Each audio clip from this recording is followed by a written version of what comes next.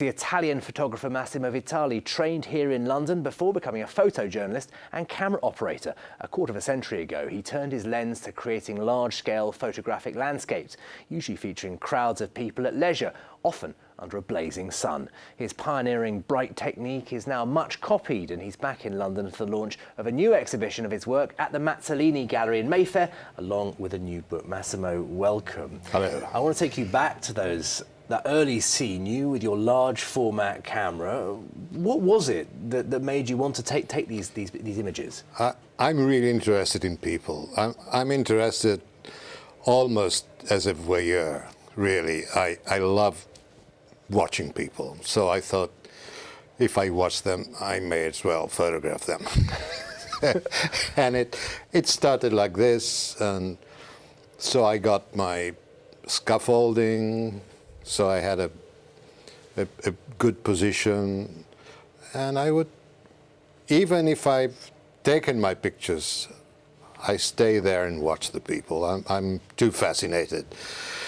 I'm fascinated because watching what normal people do, you really understand a lot about us, about our society, and what happens with the passing of time. I mean, I started doing this group of photos in the 90s, and I can see so many things they've changed. You know, it's unbelievable. It's really interesting. It's interesting for me, and I hope it's interesting also for the people that watch. No doubt. The shows. And but the thing is, people think often, to the layperson, pictures of photographs of people are with their knowledge. People are there, they're posing a portrait.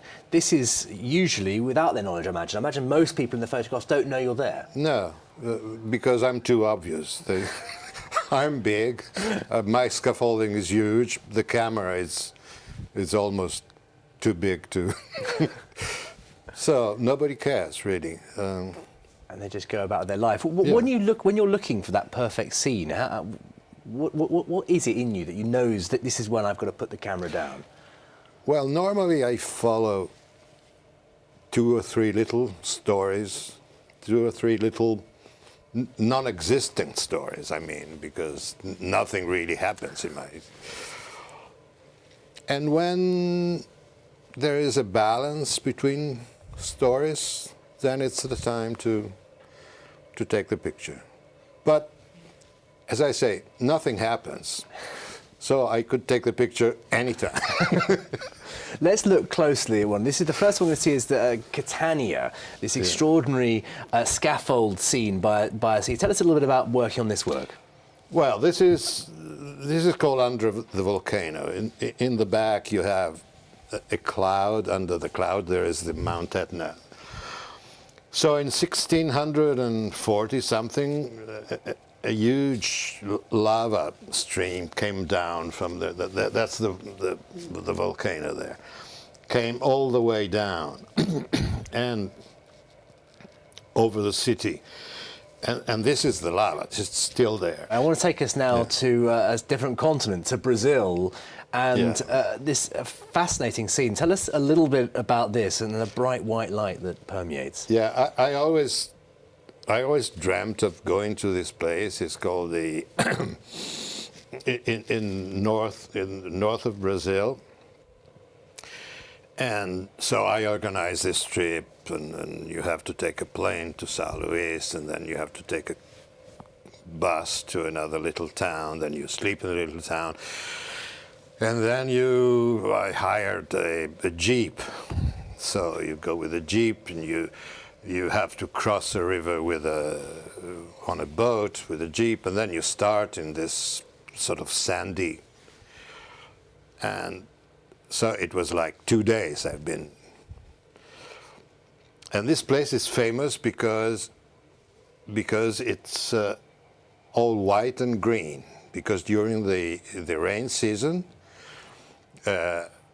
you have like green puddles everywhere. So it's the beauty of the place is it's white and green. So we were approaching the place, and after two days, and the guy said, "Oh, by the way, do you know that this year it didn't rain, I would have killed him. I was going to, was going to say, okay, let's go back. But in fact, no, I really like the place, even white. I mean, all these things should have been green. But anyway, it's. But what this does, the reason I picked this picture out, and it's a final question I want to ask you today, is one thing you're so famous at is the brightness and the light. And so often photographers, it seems, they use light, but they're trying to tame it in a bright situation. You want to let it all in. Yeah, I hate shadows. Let's put it this way. I hate shadows, so I start by trying to get rid of shadows. In every picture, normally I shoot when the shadows are really small, like when the sun is really vertical, like 130, like this, when no photographers ever shoot. But for me, it's ideal because the shadows are smaller, so I can control them. It's been fascinating talking to you, Massimo Vitali. Thank you so much for coming in and telling us about this. You can see his exhibition, Short Stories, at the Mazzoleni Gallery until the 24th of May, along with a book of the same name.